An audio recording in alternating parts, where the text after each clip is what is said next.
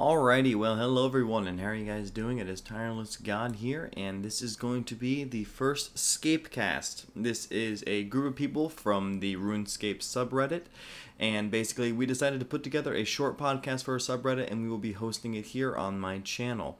Now, on the screen are all the major topics we kind of talk about in this one. This one was kind of, I guess I can say, a little bit rougher than what we expected. See, we didn't really have, like, a really strong single topic. We just kind of decided to talk about RuneScape in general, so it kind of went back and forth in different places. So I'm sorry if this one probably isn't like the greatest kind of podcast you've ever heard before, but definitely in the future when some more updates come out and we have more of a strong topic to talk about, we are going to be much better at this. We're going to be more organized and everything, and it's going to be so much better. So yeah, if you guys want to click on one of the links right here, or if you guys just want to start from the very beginning, you can, and listen to the entire thing. I appreciate anyone who's taken the time to do this. I'll probably be hosting some more RuneScape content very soon. I've just been very busy in real life with certain kinds of things. Alrighty, guys. I hope you enjoy the podcast. Alrighty, well, hello everyone. How are you guys doing? It is Tireless God, and I'm here doing the first Scape podcast. Joining me today, we have Bryce, Dr. Success, Grimlock, Hiroki, and Lebomb. Basically, this is going to be a little series that we're going to be doing as frequently as possible. Whenever any major updates come up, any subjects that we would like to discuss will be around, we will definitely jump into that and try to have a podcast up as soon as we can. Tonight's topic that we're going to be talking about is going to be the past, present, and future of RuneScape. We thought for the first one we would just kind of go over a little general discussion about the game, how we see it, where it's going, and basically our thoughts on the future of the game. Is it going to get better? Is it going to get worse? So, does anyone want to start off with a certain topic about the game? Well, I remember in one of the past RuneScape live streams that they did, the second or third one, I believe it was, that Jagex kind of explained that the Squeal of Fortune and the Solomon's General Store was going to fund RuneScape 3 and future developments for RuneScape such as HTML5. So what's everyone's thoughts about micropayments contributing to the future of RuneScape? I think that they're definitely beneficial to the game. It may seem like it's kind of tacky, but in reality, it's definitely helping to fund the different programs. I remember they also said in that video that they've doubled the number of staff they've had by a factor of 2, and they have different individual teams working on things. So when they put out like a Squeal of Fortune content release, it's not just like the main team working on that. That's just one of the teams, and they still have people working on other content. So it's not necessarily detracting from the new content, and it's certainly enabling them to spread out more and produce more content for the players. Do you know if the staff number was just for RuneScape, or did it apply to Transformers Online or Transformers Universe? I have absolutely no idea. Well, I'm fairly certain it's going towards RuneScape staff. Sorry, Hiroki. No, I was just saying, they've said that they've only got 4 developers on the Squeal of Fortune and the Solomon's General Store. In total, 4. I remember that video as well. They had mentioned with the staff increase that they had as much as, if I remember correctly, anywhere from like 17 to 20 people added to each individual location in their staff, i.e. making quests, making more future content that's game-related and not microtransaction-related. And I guess on the topic of microtransactions, most people view it as kind of a Jagex being greedy and being money-grubbing, but what they don't understand is what makes most MMORPGs, like World of Warcraft and all those things, successful is the addition of micropayments. Jagex can't just rely on the minute number of people playing, paying their membership to fund what they're trying to do with the game. They're trying to advance it, and everybody doesn't quite seem to take that into account when looking at everything that they're doing in terms of microtransactions. The thing when I'm looking at it that kind of makes me skeptical is when they were talking about the Squeal of Fortune, like Hiroki was saying, they kind of have that war chest going on. They basically, what Mod Mark, he made it almost like he was trying to make it out to seem like all the money from the Squeal of Fortune was going to that, and that's the only thing that kind of makes me a little skeptical. Like, I can see them doing that, but at the same time, the whole purpose of the Squeal of Fortune and microtransactions is to make money. So why would you just be kind of just stowing it away like that? And I feel like it should be spreading into other parts of development. That's interesting. Well, yeah, there's no doubt that assume that they're using that money from the Squeal of Fortune and the Solomon's General Store in other parts of their company. I mean, Jagex is a company with a business to run, so they have to.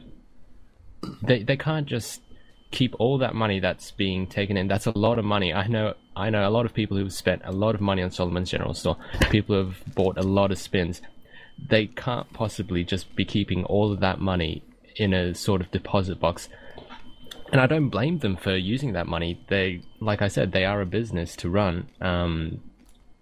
There's nothing wrong with that. But yeah. I have to say, I like how the Solomon store is purely cosmetic, and the chances of actually winning something good from the Squeal of Fortune is pretty minute. So they're able to, I honestly can't speak. I don't know what's up. They're able to generate revenue from these microtransactions, but it doesn't really affect the game in that significant of a way because the rewards aren't actually that big of a deal. Yeah, in the bigger scheme of things, most of the rewards you can purchase from the Squeal of Fortune. I mean, it's not guaranteed you're going to get one item or another. People say that it's a way of spinning to win, i.e. getting XP just by paying in real life money. But the chances of you actually getting anything that's going to sway the market or sway the way you gain XP in any ways, it's so minute that it's not exactly an economy-wrecking thing that's happening in RuneScape. People just kind of like to seem like they want to lash out just as some sort of insecurity, whether they don't have the money to buy spins or whether they don't want to play that kind of game, whatever their personal reasons are. It's not as game-changing as people make it out to be. It's just the community exaggerating things. Well, the XP earned from spins is rather consistent. Yeah, that's true. When you spin, you're most likely going to get a ton of lamps. I've seen a lot of people who have bought like the 400 spins or whatever that kind of amount is and everything. They get a ton of lamps, and you're most likely going to get it. I mean, there's that one guy, I'm not sure if all of you have seen it before. There's a thread on the forums about a guy that like constantly buys spins. I'm not sure how much he spent, but he almost has like a maxed out player or something. $2,700. Yeah. Yes, but on that point, not as many people as you would think that play RuneScape can, have that access to that kind of money. This gentleman in particular is probably very well off financially in real life. Maybe he's stealing money from somebody. I mean, we don't know where he's getting the money, but I mean, I for one can't afford to buy spins, and I know many other people can't afford to buy spins. So you can't exactly base how the XP coming off of the Squeal. I mean, I know it's consistent, but nobody's maxing their account. This just one guy can't account for the entire 200 million or so accounts that are actually in the game right now. I don't really have much of a problem with it. Just the biggest thing that bothers me is the fact that it even exists and it's there. I mean, I know someone like all of us probably can't spend $2,700 on the Squeal of Fortune to try to get cash and as much experience as possible. But I remember when the Squeal of Fortune first came out, I was going to make a video. I bought like the mid-grade package just to kind of see like the rewards and everything.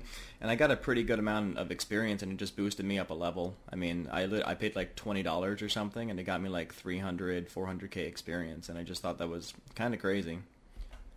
Well, they're a little bit better with their spin rewards because they're getting rid of they got rid of the skill-specific lamps and replaced them with the reward crates, and also they added the pendants, which is a medium XP lamp but actually requires you to do the skill. Oh yeah, those aren't replacements, they're just additions. But anyway, moving on from that, we've already seen some of the money that was put into this so-called war chest being used. We've seen some examples of HTML5 that's going to be released.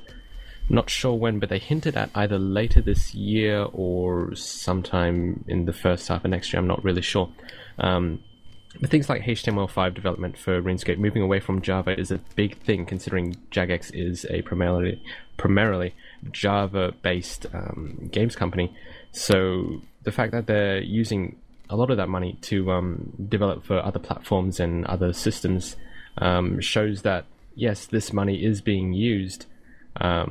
Whether or not all of it is being used or if it's being used in the right way, it is being used for the future development of the game, which I believe is a good thing, and in that way they are keeping their word. Well, Jagex's name comes from Java gaming experts, so of course... That is pretty funny, actually, if they do switch over to purely HTML5 versions of games. I may be wrong, but I was talking to my dad about it, and isn't HTML5 pretty much just like JavaScript? Yes. It's fairly close, yeah. Okay. But kind of speaking with the war chest and everything and what Mod Mark kind of slip out, I guess. I'm not sure if it was on accident or not, but he did mention the possibility, or not the possibility, the future of RuneScape 3. Now, when he first said RuneScape 3 during the Runecast, I was thinking, oh, well, this is the evolution of combat, and that's what RuneScape 3 is basically going to be.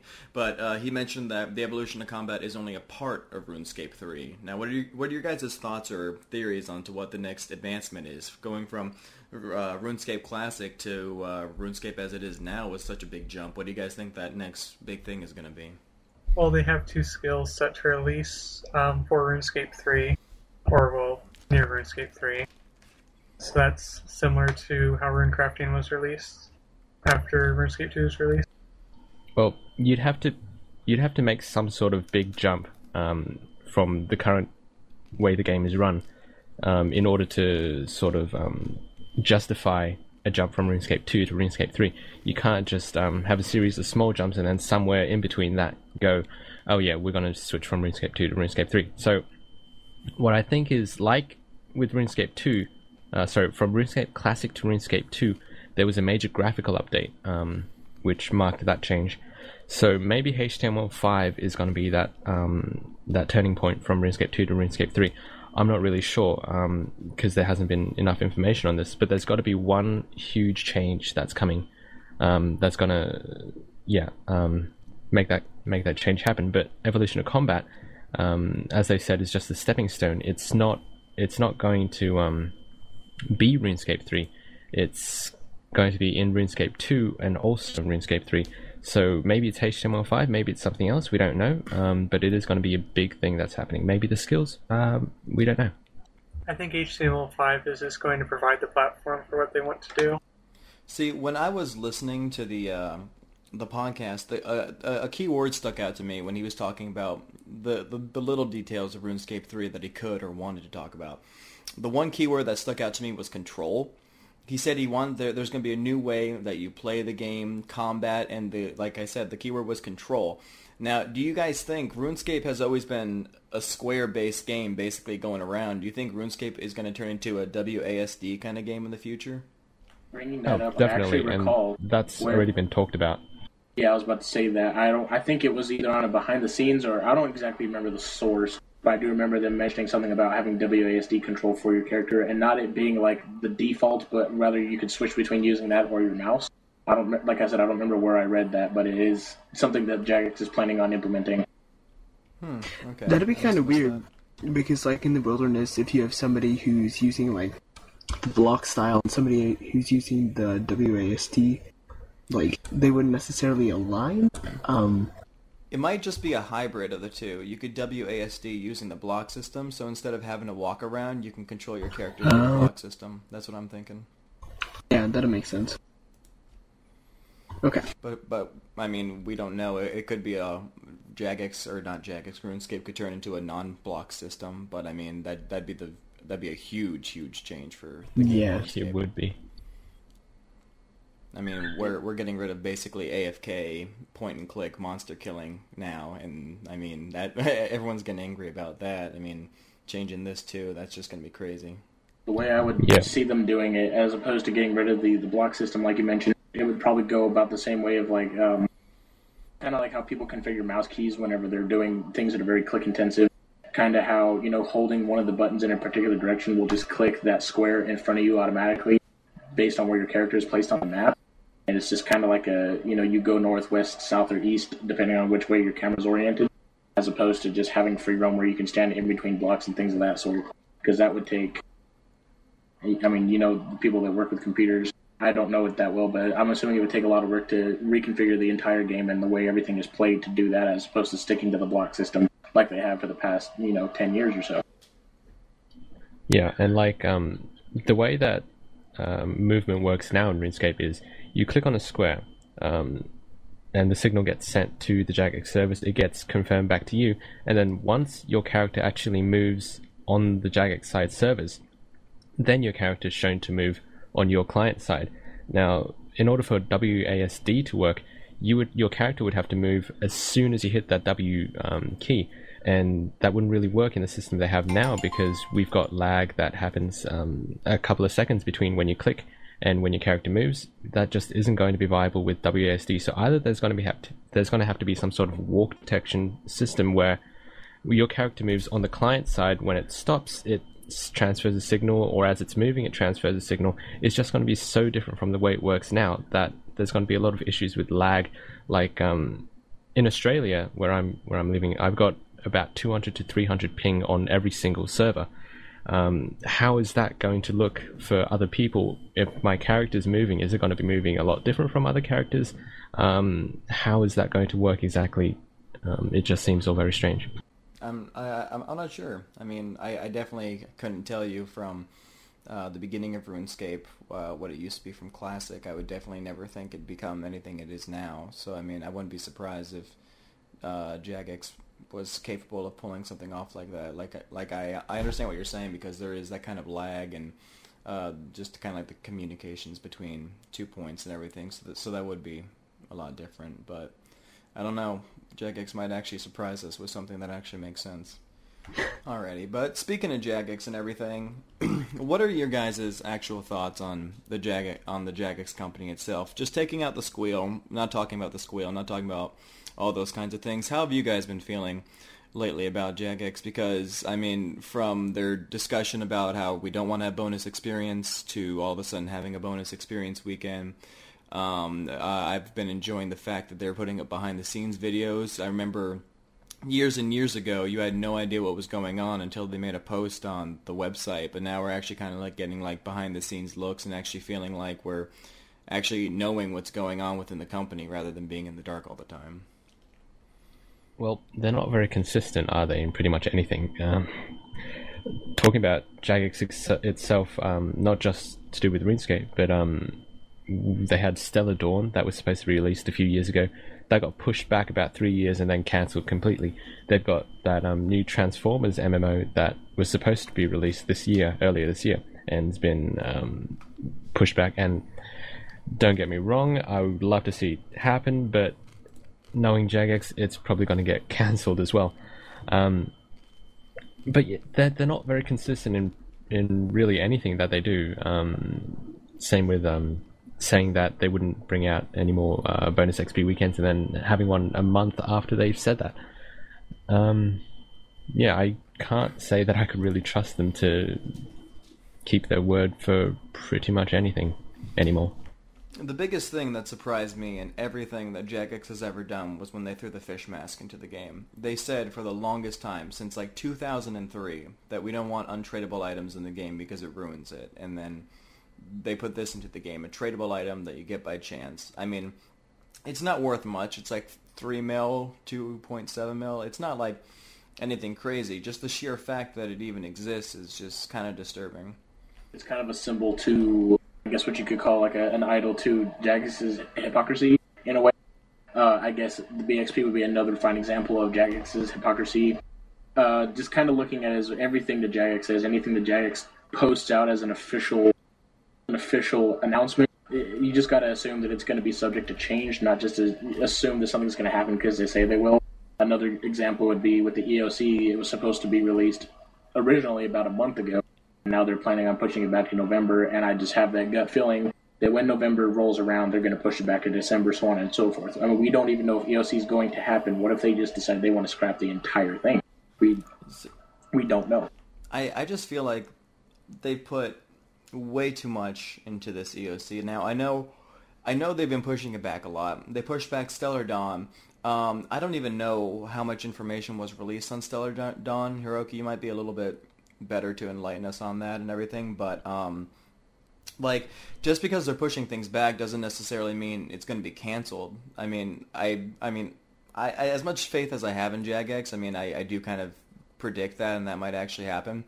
But, I mean, just pushing something back could just be because they want to make sure it's perfect and perfected. I mean, that is what they said in their podcasts and things, is because they wanted to make sure the EOC was pleasing their audience and everything before they actually released it. So I kind of enjoy the fact that they pushed it back and it's not in the game right now, because they want to make sure that it's all good. Same thing with Transformers. I mean, if they're pushing it back to make sure the game's 100% working and to good standards, I mean, I don't see anything wrong with that.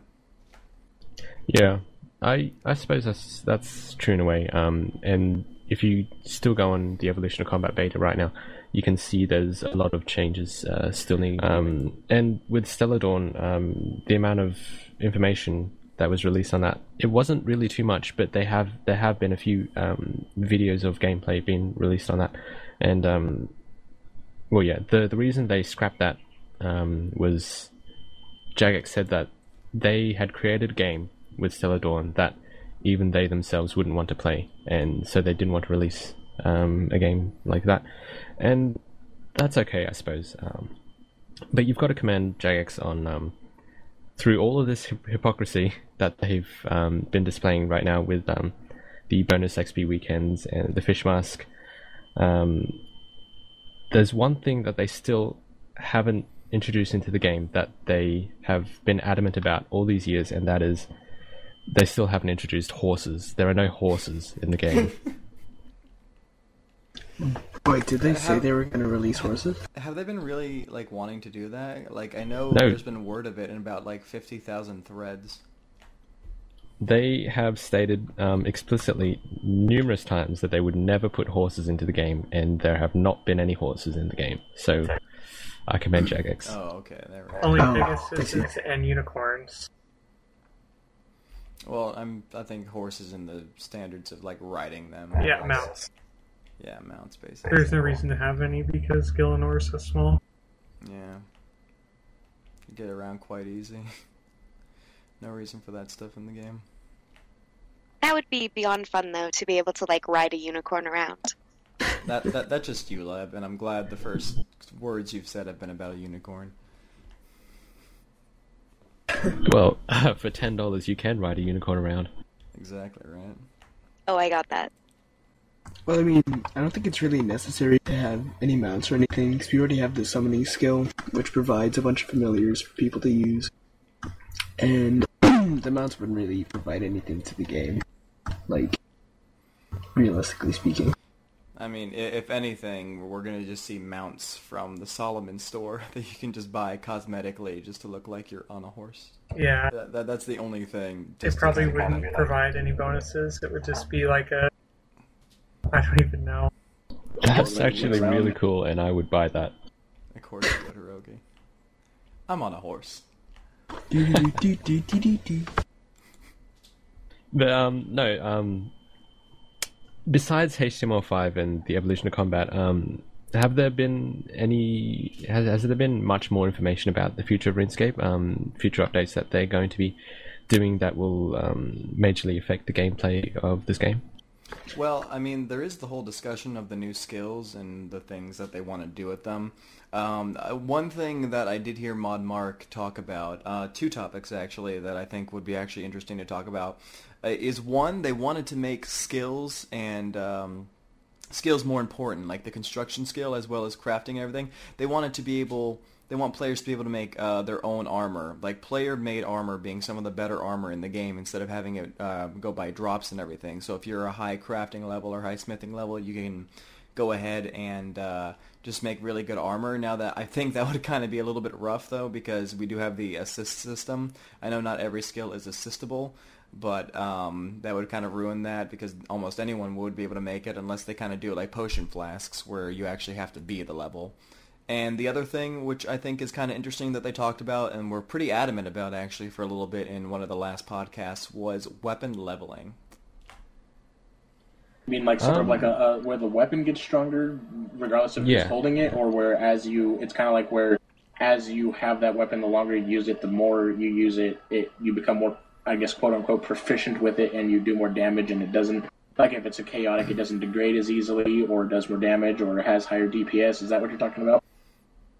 Yeah, basically he was talking about how he wants a weapon to be able to have like different kinds of levels or maybe even change with what you do. It's not so much you yourself are getting better, so you want to have a rapier skill. The weapon itself would have like a skill set or levels to it. okay, so in terms of that, with the weapon in general, like how you just said the rapier skill set, what if they had something like a commonly used weapon like the dragon scimitar, for example, or the abyssal whip? Would you level this whip, and you would have to have certain amount of levels in your combat in order to wield it? Could you trade it to other people? Could you have somebody skill a weapon for you and then have them trade it for you without you actually doing the work? I mean, well, the thing is, they didn't really talk about too much as to like what it was going to be. They just said that they really wanted to introduce something like that into the game. Because it could. Oh, I'm sorry. No, go ahead. I was going to say, with the way Jagex looks at things and the way that people enjoy looking at things, is that it's going to have a positive impact in the game and on the community. But with every game, and RuneScape in particular, is everybody will try and find a way to abuse the system, whether it's gaining XP unfairly or gaining mass amounts of gold, like the glitch that came out with the Crucible. And I just feel like, somebody's going to find a way to take advantage of that system. And I would rather, I would like to know how they're going to do it so that it's not game breaking, i.e., you have low levels running around with fully leveled weapons and things of that sort. Yeah, exactly. And I'm not sure. Sorry, Hiroki. Oh, I was just going to say, and the problem with having weapons that you level up is you would have to have all of the weapons pretty much the same, because if you get a weapon that you like at a low level and then you get that up to the highest level that you can, and it takes a long time, say it does, then you find a new weapon that you like, which has better base stats. Yeah, you'd have to level up that new weapon as well. And that takes even more time. And then say a new weapon gets introduced into the game, a new high-level weapon, you'd have to level that one as well. And constantly, as new weapons are coming into your arsenal, into being introduced into the game, either from quest rewards or new updates, you're going to have to keep switching out to new weapons and then training those weapons up before you could even use them in combat, because their base stats would be so inferior to their highest leveled up stats. Yeah, to add on to that with what Hiroki was mentioning, I mean, what's to stop somebody from just grabbing a low tier, easy to get weapon? And they got to scale the levels of these weapons correctly, so that if you have like a highly leveled, let's say abyssal whip, what would say that it's not stronger than a base level chaotic or a base level whatever it may be? They have to manage this, as the tiers of weapons, with the levels, they don't scale higher than their higher level counterparts, even when fully charged, as opposed to being its base stats. Well, I mean, that's kind of what would be the whole point. I mean, even though it would suck because it basically implements, we have 1 to 99 skills now. Now you need 1 to 99 weaponries, for different weapons and stuff. That would suck if it was purely just the weapons and everything. But, I don't know. I mean, if you have an abyssal whip that's maxed out and it's better than a rapier, but a rapier can be leveled up and it'll be much better than the whip. Personally, I would go to the rapier and just train with that so much so I could get that above my abyssal whip, because I know over time it'd be worth it. Now, I'm not sure if the weapon leveling is going to work anything close or as grinding as regular leveling or anything, like 13 million, or if it's actually a lot shorter. But yeah. Yeah, I don't think in terms of weapon leveling they would add an entire 13 mil weapon leveling XP as they would for skill. I mean, it would still be an arduous grind. It would probably be very repetitive because, I guess they could add systems in order to gain more XP for your weapon depending on what you're doing, or kind of like a Slayer-esque sort of thing for your weapon. Like slaying a certain monster with a certain kind of weapon gives you more XP. But it's just going to turn it into another sort of bragging grind kind of thing where, you'll see people in GE saying, why don't you just go level up your rapier, or why don't you go level up this or that, and people will kind of regard it in the same way as people regard chaotics right now, because you have the people who dungeoneer to get their chaotics, and the people who are completely opposed to dungeoneering who think it's a stupid skill or minigame or whatever they may call it. And so it's not only going to add an unnecessary grind, it's going to also add an unfair advantage to people who do manage to do that. And then on top of that, it's just going to cause conflict within the community and things of that sort. Yeah, that is a valid point. And so what I think should happen with weapon leveling is that you have certain perks of the weapon, maybe. Not exactly the strength of the weapon and the damage output it has that would increase as the weapon level increases, because of that unfairness and split between the community that you mentioned. But if you had smaller, just slightly useful perks, like maybe 1% of the damage your weapon deals heals you, something like that. At the highest level, 5% of the damage it inflicts heals you, something like that, rather than just pure damage output that would increase. Yeah, so as opposed to just dealing massive amounts of damage when your weapon's fully leveled, it kind of gives you just small little perks, maybe perks that wouldn't even work in PvP, like some of the potions and things we have. It just makes a Slayer task more manageable, or makes grinding out a skill more manageable in general. Like, I agree with the health regeneration thing. Maybe, maybe prayer restore depending on damage output as well. Like, you could select which one, or maybe it's weapon specific. But damage output and DPS, that could be potentially game breaking, especially for the people who would have access to those weapons right off the bat because they're already high leveled. Yeah, and I think that would be the way to go with this. I think it'd be probably better if they made it sort of like an enchanting sort of deal. Like, you enchant the armor. There's a bunch of different games that do that. They have sort of looked into that, I guess, with like Knights Not helms and Slayer helms and stuff. Now you can enchant them and put scrolls in them. But I'm thinking like they could have those sort of perks without making it like something that you have to grind out per se. Like, they could potentially make it its own skill. You could craft things that, like, I know you're talking about high level uses for the skill of crafting, and that could be one of them. Maybe like magic. Instead of just jewelry enchants, you could have armor enchants or something. So yeah, or rather than leveling up the weapon itself, you have certain perks that you attach onto weapons, and then you're leveling up those perks. And then you can detach that perk from a weapon, add it to another one. Yeah. And keep leveling up that specific perk. How you can't enchant... You can enchant all your headgear, but you can't fill all your headgear with scrolls. As opposed... It could kind of work the same kind of way where you have to switch your perks out from your weapons and attach them to different weapons. You can't own multiple of the same perk. You know, just... There's certain limitations that can and should be implemented to make sure that it doesn't break the game. And I kind of agree with what Hiroki was saying.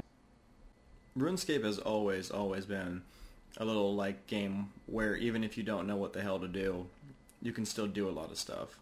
Like, I remember when, well, I guess I joined back in Classic. I had no idea what the hell I was doing because it was a little bit more difficult back then. I remember the very first time I went to a shopkeeper. If you guys have ever played Classic, normally what you do is like you'd click on someone and then like blue text would come up in like the top left corner for like selections. I didn't know that was there, so I saw people being like, yes, can I see what you have to sell? So I would physically type that. I'm like, this shop is broken.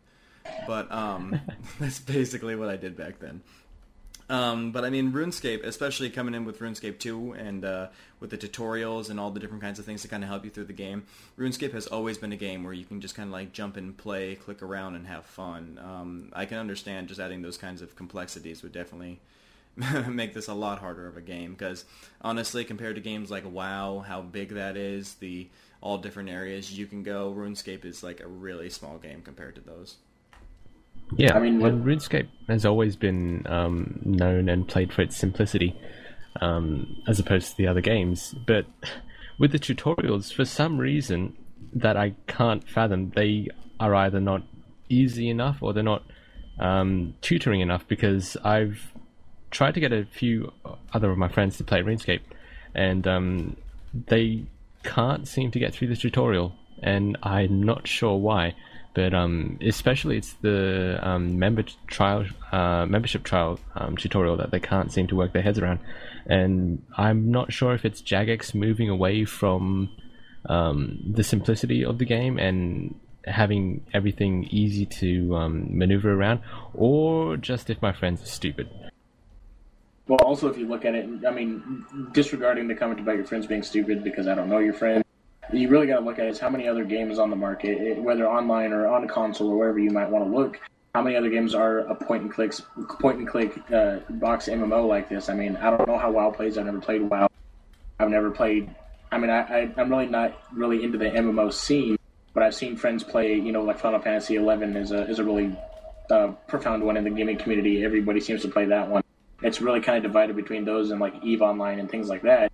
And they all play really differently than RuneScape from what I've seen.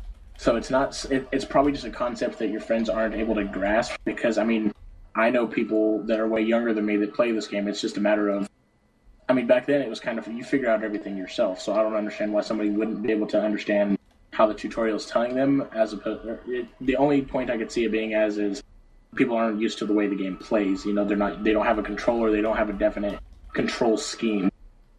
Yeah, I guess it's an expectation of things to be more complicated than they actually are.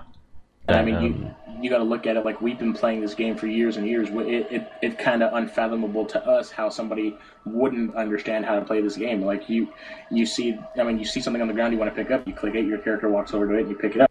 If you want to attack something, you click the monster and you hit attack. And that's kind of a basic concept for us. But some people who maybe play first-person shooters exclusively, or somebody who plays RTSs or anything like that, it's an unfamiliar concept. I mean, most people who like a game that I'll use is League of Legends. I've seen some streams and I've seen how people play it, and it's a way different control scheme. And to people who played League, the controls are just kind of second nature. They just know how to do it off the bat. But if I started up League of Legends right now, I'd be completely lost. I'd have no idea what to do. And that's just kind of the thing that happens with any new game genre that you get introduced to. But yeah, that's true. And I remember when I was doing Tutorial Island for the first time, what was it, 8 years ago? It took me about 2-3 days to do Tutorial Island. Well, I mean, I don't know if your friends just have a low attention threshold or what's going on, but I mean, whenever the tutorial was released, whenever they re-updated Birthorpe, we all just blazed through it because we understood the game. It's a matter of, I mean, it might also be the wording of the tutorial as well, because I don't remember how it was worded, but maybe Jagex didn't think that using terms that are already in the game would have been the best idea. I don't know how it's worded or anything like that, but I mean, there's 10-year-olds playing this game. Let's just leave it at that. It took me 2 hours to complete Tutorial Island when I had got invited into Classic. I kept failing to mine. It was ridiculous. Well, when I learned to play RuneScape, I think it was the Super Bowl in 2007 or 2006. And I had one of my best friends, Joe, next to me, and he just spent the entire time explaining it. So I never really had to go through trying to figure everything out because I had somebody who would teach me. So I can't really relate to new players who are trying to figure out the game in that regard. Has anyone here done the new Tutorial Island since they redid Birthrobe? Yeah, they give you the option to go through it and just kind of knock it out of the way to see what it's like and to get the troll pet. So, I mean, I went and did it the day it was re-updated. Wait, it's optional? Yeah. If you already have an account that's not started before, that was started before the release of it, you don't have to go do it. Wait, so is there a free-to-play tutorial now? No, any new account that's created is given the 14-day membership trial. I'm saying if you already have an existing account, you're not forced to go do it. Like, if I were to log in right now, I wouldn't have to go do the tutorial because I've had the... I mean, it gives you the option to go do it, and unless it's a new account, you don't have to do it. But all new accounts, I think, are given a 14-day membership trial, and they're started in Birthorpe. They kind of get the taste of things, see how membership is, which I think is a little bit overwhelming just in itself because there's so much content that's provided to people. I mean, most people play this game for years and years and haven't even scratched the surface of what's available in RuneScape, and just kind of to thrust that all in their face, all 25 skills at once. I mean, most of us started out free-to-play with only the base skills and just kind of having the central towns to go explore. I remember I think it was a RuneShark podcast, I'm not sure, RuneShark or Omistado did a podcast where they mentioned this idea of to try and combat a little bit of real-world trading.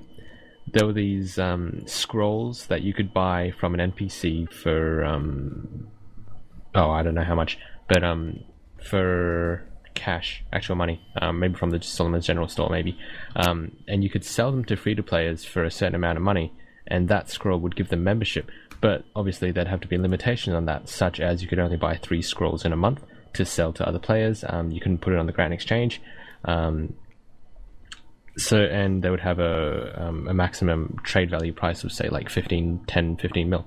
And I sort of like this idea of having an item that you would buy for real world money that would give membership that you could sell in the game to other players for a limited amount of price, a limited amount of money, either community enforced or game enforced. And I I think this is a good idea, but I'm not sure how well it would actually work. What do you guys think? See, the one thing that I kind of see as a downside is Hiroki, you were saying that, oh, this is like a great way to be like people who can't afford membership to do it in game and stuff or promote it to free to play. Well, the thing for me is like the amount of money. If they want to eliminate real world trade, they're actually going to have to take into account how much a mil costs per according to like stores and stuff. Like they're like what, like 45, 50 cents or something. And then if they translate that into the game and they have like a 90-day game card and everything, free-to-play players aren't going to have that kind of money. And even people who like play on members and like want more membership, like that's a lot of money to a lot of people. I know a bunch of members like from our clan and stuff that can barely make like 10, 15 mil and everything. And if they're giving away their entire fortune that they've made in like an entire month's time just to play another month, I just think that's kind of crazy. Yeah, I can kind of view it as like the way gold is scaled based on a real trading perspective, and looking at, how can I put it? I had mentioned earlier what deems you rich in a free-to-play community as opposed to what deems you rich in a members community is vastly, it's a staggering difference. Somebody rich in free-to-play would be, oh, I have full gold-trimmed rune armor, or I have full Zamorak rune armor, and I have 10 mil. Or I have 20 mil, and then you have, some of them that own some of the older rares and have 60 mil to their account. But then you have people like, some of the more popular dicers and things of that people just got banned, like Fishy and CLS Product and all them. They have multiple, like 8 max cash stacks. They have multiple sets of next armor. They bypass the limit that Java can give you, so they have to gain that amount of money again, and they have. So the way that GP is scaled in free-to-play and members environments is different, and it would be kind of, people will look at it as, well, I could just real-world trade that gold for cheaper, as opposed to the people who are paying this much for membership. I could real-world trade $4 worth of gold and then just buy a month of membership worth like that, as opposed to paying through Jagex's website, and it might actually do the opposite of what it's intended and increase real-world trading through, like, gold farmers and things of that sort. Alrighty, I guess a good transition right there. Since we're talking about gold farmers, we can go over to the whole bot situation that's been going on lately. We introduced Botany Bay recently, which apparently is already dead content and no one goes there at all. We all expected this to just be a huge update for like bots, and Mod Mark was like, oh, we really got ahead of the game now. These guys are going to be scared. And from what we've seen, I'm here chopping Ivy and Varrock. I've seen like 7 bots run past me right now, looking exactly the same with names like Erblek or 444, and stuff. So, do you guys think? I think they said that they're still like slowly implementing things to like stop bots and everything, but I know a lot of us expected this whole Botany Bay to be the do-all, end-all, especially like people like Hiroki. You lost a pretty big sum of money on those Chinchampas. So, what are your guys' thoughts? Botany Bay was just to temporarily distract people for when they actually do a botnet. Exactly. I was about to say the Botany Bay was probably, and I'm not saying most definitely because I'm not Jagex. I don't work for Jagex. I don't do anything to do with Jagex except play their game. But it seems like it was more a publicity stunt to kind of calm people's fears about what Jagex is doing to combat bots. And people expected this just to be like, Botany Bay comes out, every bot is immediately taken to Botany Bay, and everybody rejoices, and prices skyrocket for all the resources that bots collect. And it's just not going to happen that way because it wasn't an official bot nuke. But also, I don't really see. In free to play, it works great. You see an advertising bot log in. It spams twice, and then the dragon hand comes down and grabs them, and they're in Botany Bay. I've watched it happen several times. But that same amount of effectiveness is not being applied to members' worlds, and I don't exactly understand why. I don't see bots get taken at all. The amount of bots at every location that was heavily botted hasn't changed in free-to-play. In members. You can still go to Green Dragons in the Friendly Dungeon and see every Green Dragon being piled by 5 bots. You can go to Black Demons and see the same thing. Go to the Fishing Guild. Go anywhere where a bot existed before, and it's still there. As opposed to with free-to-play, it's kind of, free-to-play, the only bots they have, besides like woodcutting bots, is advertising bots, which are being taken care of, but that's really the least of our worries. I'd rather have spam and then be able to go kill a green dragon without worrying about a bot trying to take that kill, as opposed to what's actually happening. I noticed a big difference at Glotworms because I get that Slayer task all the time. And I don't have to switch to a French world now. I can go on an English world and have no problem with bots there. Yeah, Grotworms and Sorceress Garden, I think, are the only real heavily botted areas that have actually been dealt with Botany Bay.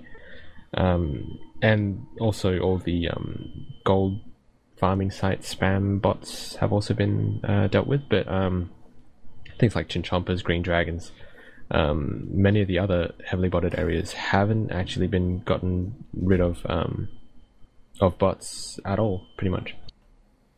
One thing I've noticed, actually, and I'm not sure if it's just by sheer freaking coincidence, or if this is actually a weird glitch in Jagex's system, but I went PKing yesterday for the first time in a little while.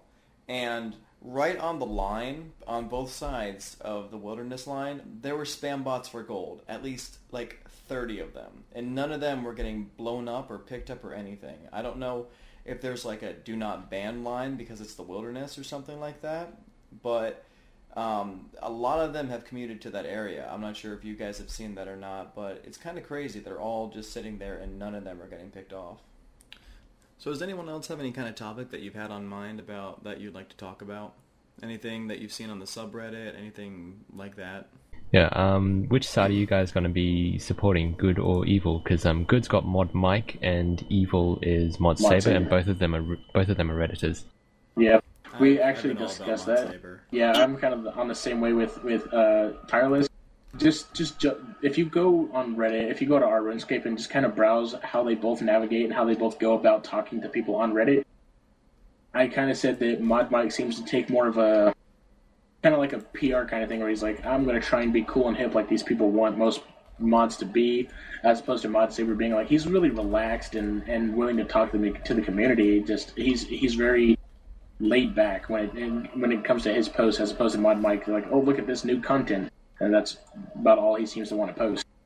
Yeah, I was going to go for Mod Saber anyway. I was going to go for the evil side just because I like Mod Saber a bit more. I just feel like it's Halloween. You have to go on the evil side. That too, I suppose. Man, Twitter was blowing up today. Apparently Mod Mike and Saber were over at that Rune Zone doing some DJing or something, and it made me kind of sad because it just made me think of Rune FM and the fun times I had doing that. Yeah, we should try and get something like that happening up again. I suppose this podcast is one of the ways we're trying to do that. I mean, starting right now, this podcast is... this is the very first one. We're just talking about RuneScape in general. I mean, like I said, there was no specific topics that we wanted to cover or whatnot. So, I mean, as it goes on, if people have comments or like I said, next time a big update comes out or we really want to discuss something, we're going to be more in depth about things. And if people are actually interested in this podcast and want to ask questions or have us talk about other things, I think it can be pretty community related. Anyone else have a topic or certain kind of thing that you wanted to talk about tonight? I have one that Redstone actually brought up to me. He wanted to talk about the endgame of RuneScape. Like how, the endgame is obviously, I guess, comp cape and trimmed comp. But that it's a bit odd that, the endgame is a cape like all the rewards for all the skills are, so it's not really something that unique. And he was wondering if, people would prefer the option to, change something more unique with your character. So it's not just like, oh, I got another cape, yay.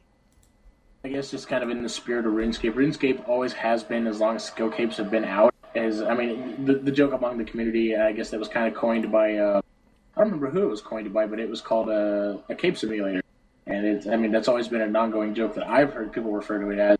And people, everything that you do in this game strives toward getting that next cape. And of course, the comp cape and then in turn, the trim comp cape is kind of the cape to end all capes. So, unless they change kind of the achievement system in the form of being skill capes and things of that sort, even people do the Kelm to get a better cape. People do Jad to get a better cape. People do Nomad to get a better cape. It's always about getting that better cape. And some of it's just for status recognition, some of it's for the stats, some of it's a little bit of both. But that's always just been the spirit of RuneScape, is to get that next cape. So unless they kind of change that around to where you get something different whenever you get an achievement, it's just, it would be kind of funny to get capes all the way up until you've completed RuneScape and then get, like, I don't know, some shoes or something.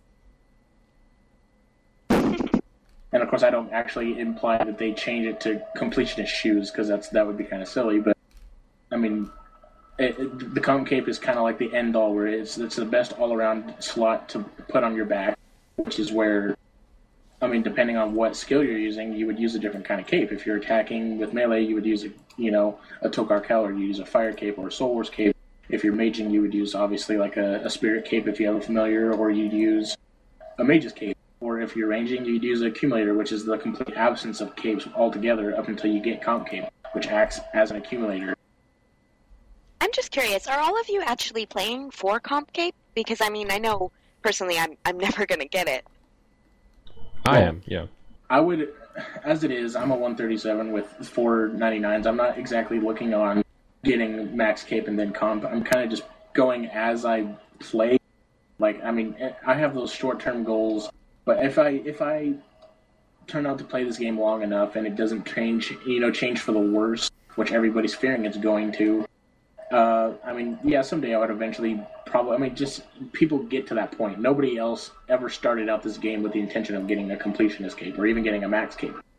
But most people probably aspire to get a max cape or a comp cape by the late, as Redstone called it, Endgame. I'm not trying, but it's rather inevitable. I mean, once you hit 99 in a skill, the only thing you can really do is stop playing or get 99 in another skill. It's going to happen. So, I mean, why not just get 99 in all the skills and then, I mean, do all the other little tidbits? It's just a matter of finding something to do and being rewarded with, as Leb described it, a cape whenever you're done. I feel like the moment you get a comp cape, this game literally just opens up, and it just like, oh, like I've heard it two ways.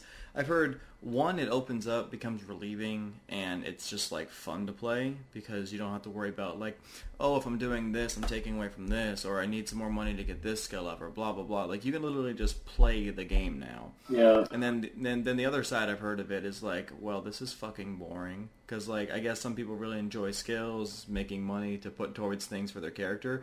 I mean, once you have max skills, and if you have Torva, Divine, and stuff, I mean, your money's not going anywhere unless you want rares. But I mean, in all honesty, you're going to go for the things that are actually going to make you more powerful in the game. I mean, I know that's Omastardo's or Castle Wars thing right now, is he wants to get one of every rare.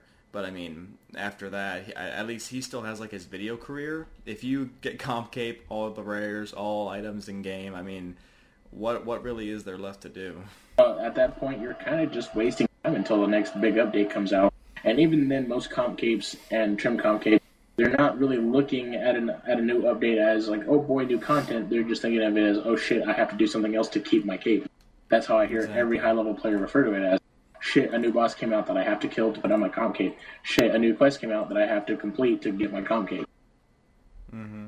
So along that same line, should Jagex try to expand the endgame for other skills apart from combat? Because, I mean, they're always adding new, like, I don't know, like bigger, better monsters kind of stuff, but, I don't know, if they add things into other skills, like some weird crafting thing that you can only do at, like, level 99 or something.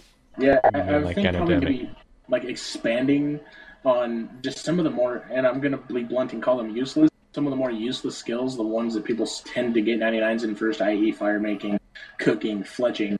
I mean, at that point, I mean, if you have a 99 in combat skill, yeah, you're really, really good at combat. You hit high, you hit consistently, and you don't get hit very often whenever you're max melee. If you have high summoning, you can summon very powerful familiars. If you have high fletching, you can carve wood really, really well. I mean, that's really the basis of the entire thing. You have 99 fire making, you can light logs really well. And in terms of, you don't blow up your hand cannon as often. I mean, I've never even picked up a hand cannon, let alone equipped one and fired it. So, I mean, I guess kind of expanding the existing skills in addition to adding new skills and kind of making them more useful in other skills as well, as opposed to, I mean, they could do a whole bunch of interesting things with fire making, like maybe being able to add fire enchantments to a weapon or making you fire resistant with armor, or just, I mean, that's just a couple examples. I'm sorry?